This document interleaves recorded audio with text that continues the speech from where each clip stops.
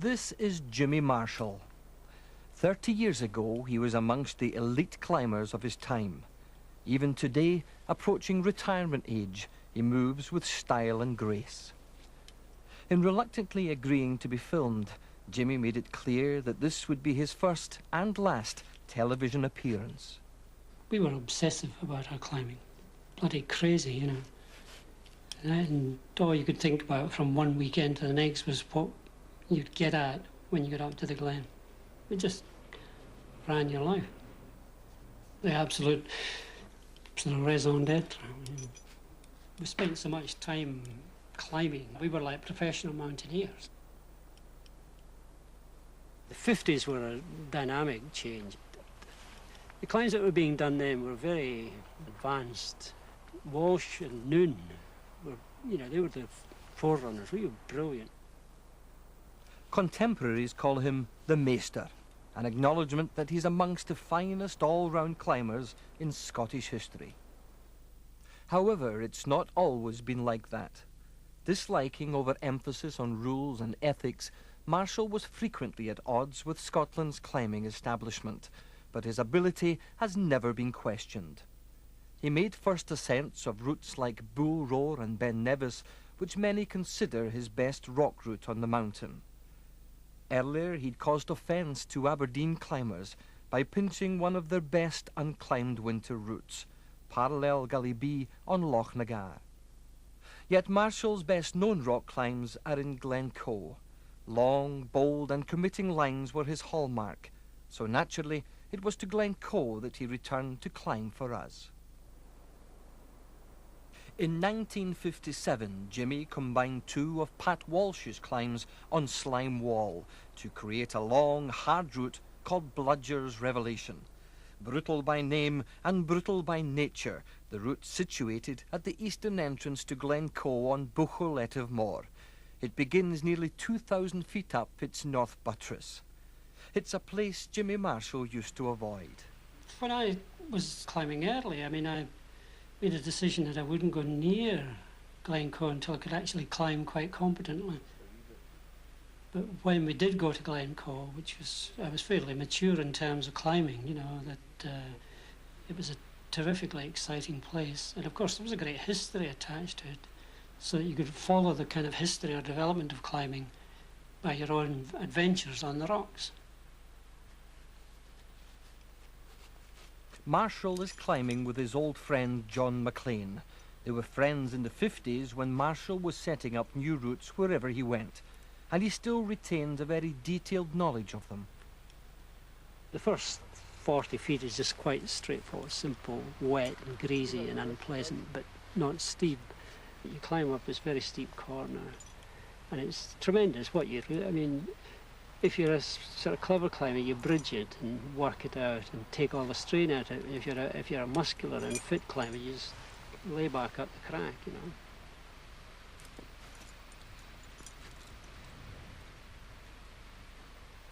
John McLean is a powerful climber, even when he's nursing a wrist injury.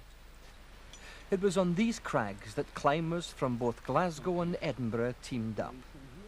This was the 50s when Marshall, McLean, Big Gelly Moriarty and John Cunningham joined forces on the neighbouring Ravens Gully. I can always remember one time when I was young, we were up with the bottom of Ravens and I was with Cunningham, and Jimmy was up with Big Ellie. Well, Ellie had a pair of crampons that he'd made himself and he couldn't get them stuck to his feet. So he dropped out and they took me up to Ravens. It was probably the second ascent of Ravens in winter. And it was just so unbelievable just watching the two of them together. How they just made it so easy and laughing and joking. They made a day of it. John McLean has always belonged to the Craig Dhu Club, a group of working class lads from Clydeside. From the late 1940s, they revolutionised rock climbing. Eager to escape the drudgery of the shipyards and the dole queue, they found an outlet in hard technical climbing. It was to this group that Marshall was attracted. There's the pegs, Jimmy! In turn, he showed them new horizons and new challenges. He took all us on our first alpine holiday. This is in '59. He actually just said, right, I'm taking us to the Alps. I think he arranged it because he got a free seat because he sold about 12 tickets in this plane, an old Dakota, out to Bal. And he took us all to the Dolomites. And we went, I think we did first British ascents of the big North Faces. He says, oh, you'll manage all right. And we were like ragamuffins. I climbed the North Face of the Tsushima with a pair of denims and an old pair of flappy boots. Yet there was nothing sloppy about their mountaineering or their deep feeling for the outdoors. It was just a bunch of guys wanting to go out the weekend, climb hard. Everyone were in engineering or jobs like that, and I was still serving my time. You were stuck to a lathe, or you were an apprentice in a factory all week. And the Friday, it was just, all you did was waited for the weekends. Like up to I was about 24, I could count in my hands the number of weekends that I stayed in Glasgow. That's me, Jim.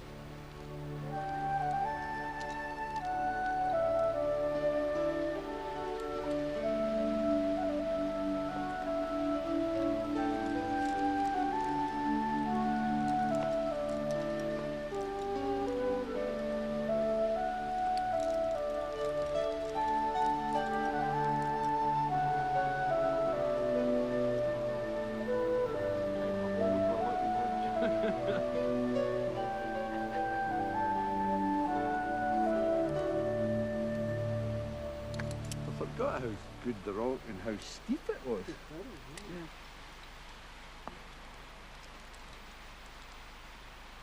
Well done, Jimbo.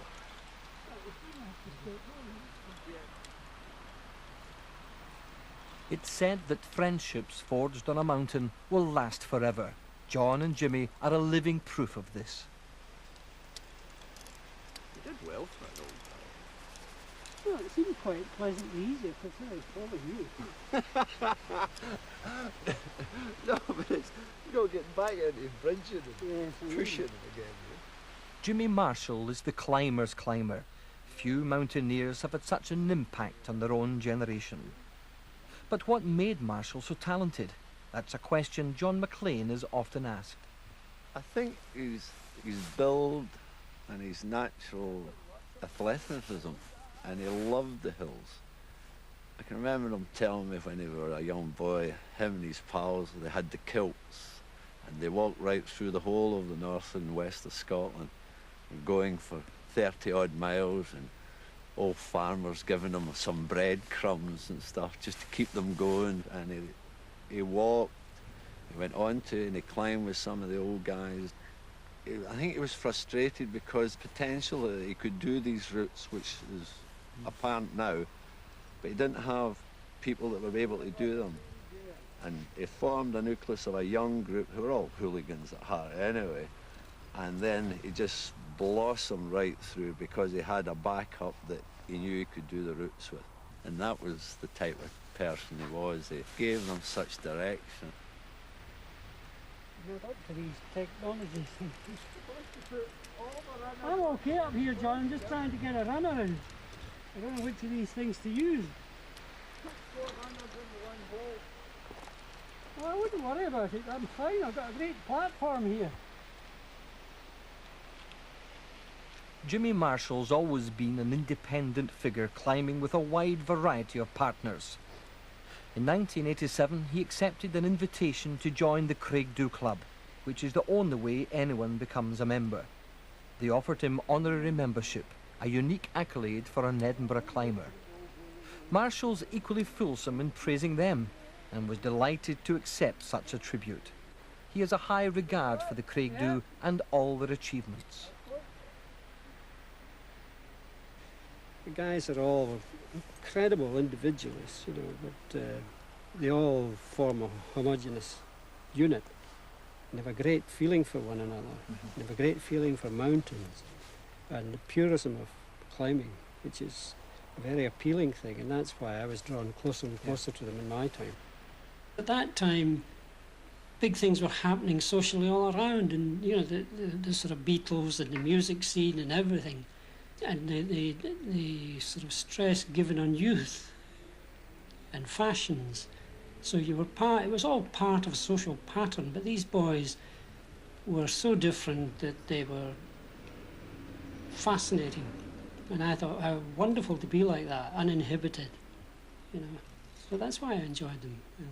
There was something different and fresh, and it's not very comfortable for a lot of people, including myself at times. It was worth having that experience. Beely spot, John.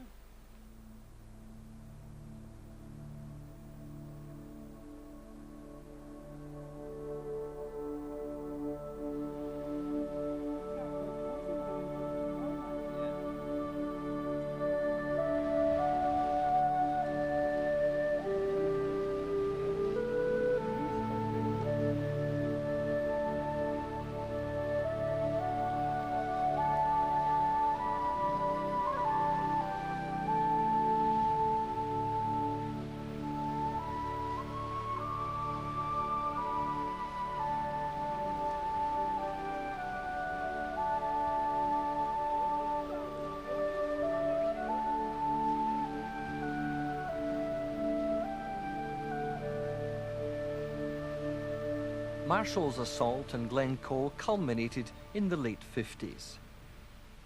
Take 1959, for example. Of the 25 new routes climbed in that year, Jimmy put up more than half of them. He gave descriptive names like trapeze to hard technical climbs. He both created his own routes and adapted from others, most notably Patsy Walsh. We had this fantastic wealth of unclimbed rock. I mean, the place was just, there was a line everywhere. You know, anywhere you wanted to make a new route, you could go and do it, and it was a great quality climb. Walsh, of course, was the genius of these walls. He made the bludgers, and he climbed that and skipped away to the left, and then he came out from above there later and went on to the great crack of Revelation. Anyway, I saw the obvious thing. You really should join the two routes up to make one of the great long lines off the wall. We had a couple of friends up from the lakes and just went up there and climbed the thing. And when we turned the corner, it clicked. I mean, it was so easy. The pieces just fell into place. And when you climbed it like that, all as one climb, I thought it was one of the most wonderful climbs on the hill.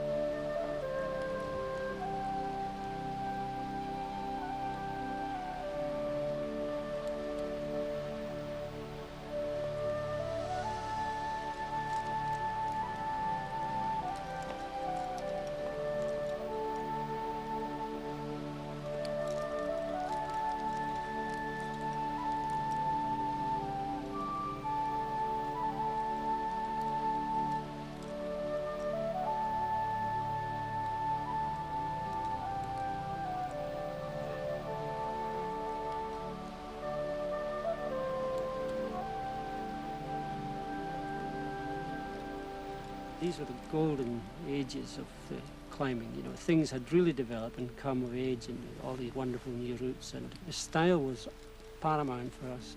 Everything had to be style, you know. Do it quickly and well.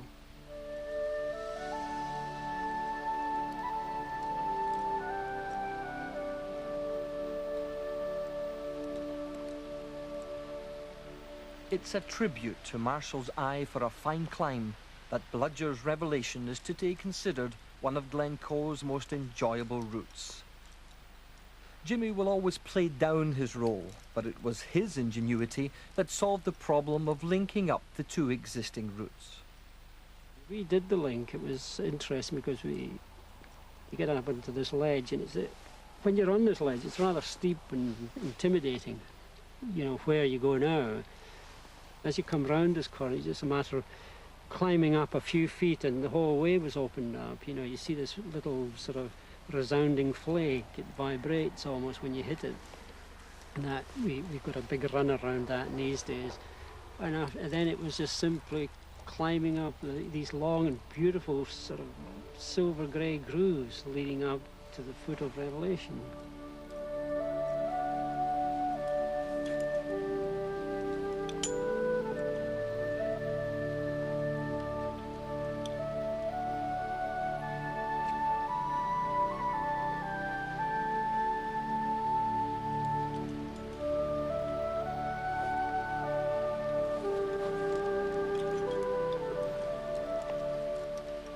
Of course, when you get to the flake itself, that's just sheer joy. I mean, you've got this tremendous undercut holds and huge jugs, and you can just, all you have to do is move your feet onto the holds and climb up, holding onto these tremendous edges. It's an exhilarating situation, and that just continues virtually all the way to the top. Marshall has always claimed that he was just one member of a group developing Scottish climbing in the 50s and 60s. But his technical ability, matched with a fierce determination, led the American mountaineer Yvon Chouinard to describe him as the real genius of the decade. Few would argue with that view.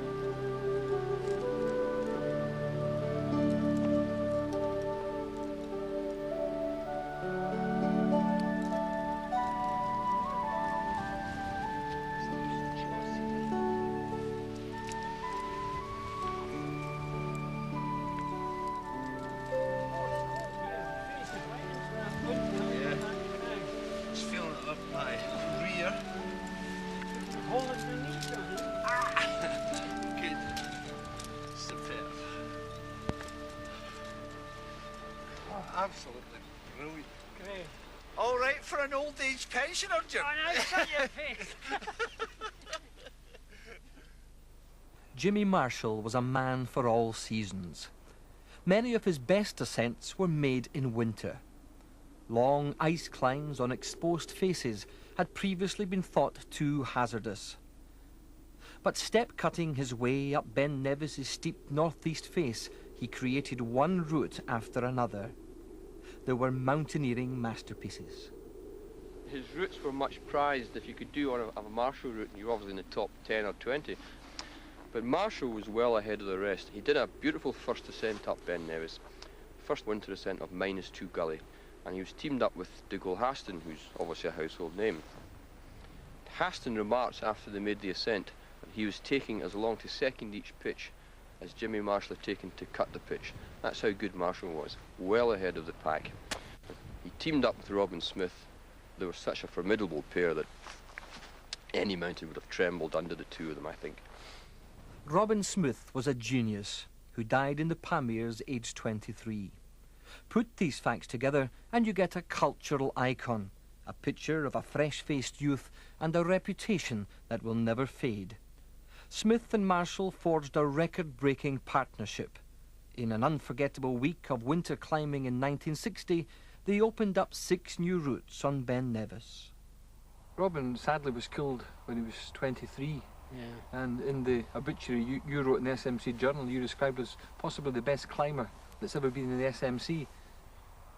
Was that a heartfelt thought? Oh yes, very much so. It was straight from the heart, yes. I mean, he was the best climber, in my opinion. It's just, I climbed with all the good climbers, and Craig Do and various SMC guys. He had something special about him. Robin always looked for people he could climb with. You know, it didn't matter who, as long as it was the same sort of kindred spirit. But he travelled along. Was he a complex character? We didn't find him complex, we just found him a bit strange at times. But he came from a totally different background from what we were used to. You know, public school, very well educated. He actually graduated honours degree with, I think it was philosophy. And he was brilliant. He showed this tremendous stubbornness and ability, you know. And he was always going on about this icicle on Gardyloo. He said, we must climb that. So I said, all right, just to get it out of the way, you know. They went out and they went up to the icicle, but I didn't like the look of that. And these days you had, you know, you're chopping handholds in it. And I thought, Jesus, if you know, he chops that and the icicle breaks, I'll be holding him in a ton of ice, you know. And I thought, that's really terrifying. Behind me is one of the routes climbed by Robin Smith and Jimmy Marshall during that remarkable week of climbing in February 1960. They cut steps up a line on this great face of Gardyloo buttress, and even today, 30-odd years later, with new equipment and new techniques, it's still regarded as one of the classic hard routes of Ben Nevis. I found it, on the day I did, a hard ascent. I was young, I was keyed up. Conditions weren't very good, as I discovered on the crux pitch.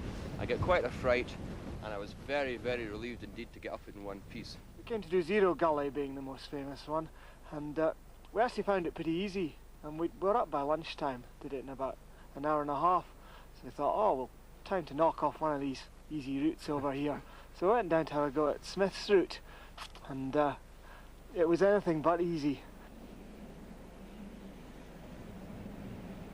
With today's crampons and technical ice axes, Andy Nisbet and Ken Crocket are much better equipped to climb Smith's route. But it is still a daunting task. High and exposed on Ben Nevis, Robin Smith described the route as split by a couloir which pours vast waves of ice down the middle of the steep bottom half. The first pitch leads up to an ice cave and must be treated with respect.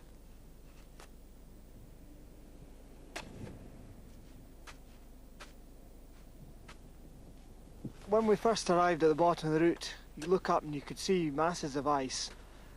It seems to form slightly differently each time I have a look at it. And this time there's a very direct line that takes an icicle over an overhang and goes into a ramp. Now that didn't seem to be there, which was quite a surprise. The start was actually good snow ice. And going up that groove, it was really reliable ice in the back as well. So I was actually quite happy.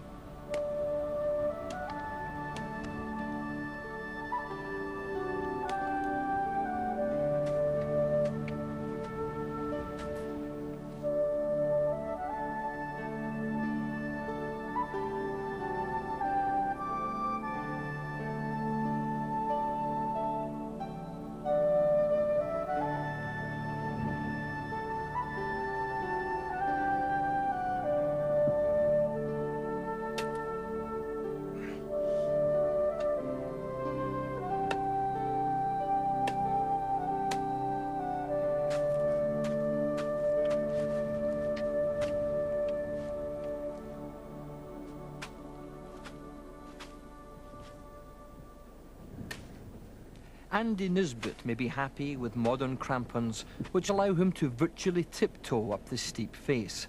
But in 1960, Smith and Marshall had to laboriously cut out foot and handholds. In those days, the climber had to maintain balance whilst wielding an axe above his head to cut the next step. It not only required enormous skill, but also vast reserves of stamina.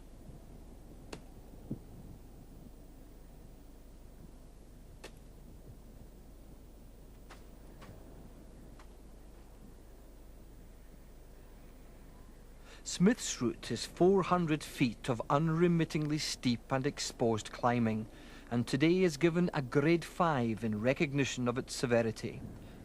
So severe is this route that 11 years passed before anyone succeeded with a second ascent.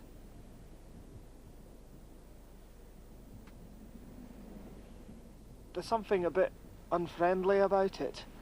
I still remember the nerves launching out in that second pitch.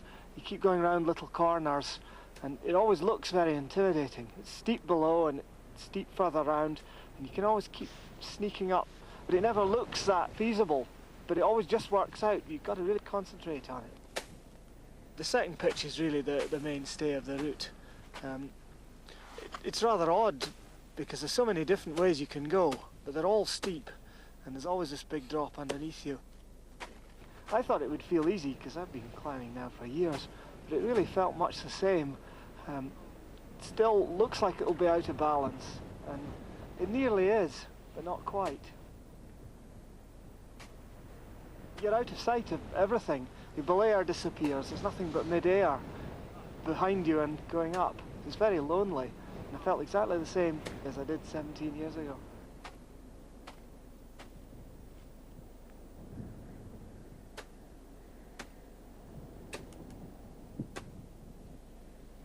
The week Jimmy Marshall and Robin Smith spent on Ben Nevis in January 1960 is a milestone in climbing history. Marshall was shortly to get married and wondered if he'd have time for serious climbing after his wedding. Smith, as ever, just wanted to be out in the hills. Both climbers were fit, they had ideal conditions, but most importantly, they had drive and enthusiasm. According to Ken Crocket, what made it so important was the sustained effort of putting up 6 new hard routes in just 1 week, an achievement that has never been bettered. But there's one person still keen to put the week in a wider perspective. Characteristically, it's Jimmy Marshall himself. The thing about it was we did so much in the week, you know, because we had the weather and we were very fit and we could do all these things in that 1 week. It was dramatic. But I don't honestly believe that it was any better than any things that had been done previously. But it also was, of course, coming to the final days of step cutting, and that left it as a kind of pinnacle of achievement at the time. But it's been distorted by this idea that it was very important and pivotal. I don't believe that for a minute.